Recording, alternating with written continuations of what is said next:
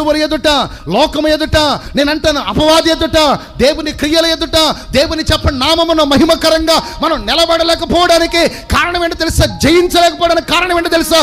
ఓటమి పాలైపోవడానికి కారణం ఏంటంటే నీలో ఉన్న పాపమే. ఈ అవిధేయత నీలో ఉందో, ఏ దోషము నీలో ఉందో, ఏ లోపము నీలో ఉందో, అట్ల ద్వారా తప్పిపోయేవేమో, చూపు ద్వారా తప్పిపోయేవేమో, ప్రవర్తన ద్వారా తప్పిపోయేవేమో, క్రియల ద్వారా చెప్పండి తప్పిపోయేవేమో, నడవడికి ద్వారా తప్పిపోతున్నవేమో. ఆ సత్య ప్రవర్తన అంతా కూడా నువ్వు ఎలా మార్చుకోవాలో తెలుసా? సత్య ప్రవర్తనగా నువ్వు మార్చుకోవాలి. దేవునికి మహిమ కలుగును గాక. పాపాన్ని దేవుడు క్షమించడు, పాపాన్ని ఊరుకోడు, కానీ పాపి పశ్చాత్తాపడితే మాత్రం దేవుడు క్షమిస్తాడు. దావీదు అంటాడు, దేవా పరిశోధించి తెలుసుకో నాయన, నన్ను పరీక్షించు, నా హృదయమును చూడయ్యా, నా మనసును చూడయ్యా, నీకు ఆయాసకరమైన మార్గం. ఇది నోట్ చేసుకోండి. నువ్వు ఒప్పుకోవలసింది ఏంటో తెలుసా? నీకు ఆయాసకరమైన మార్గము నా యందు ఉన్నదేమో దాన్ని విడిచిపెడతానయ్యా.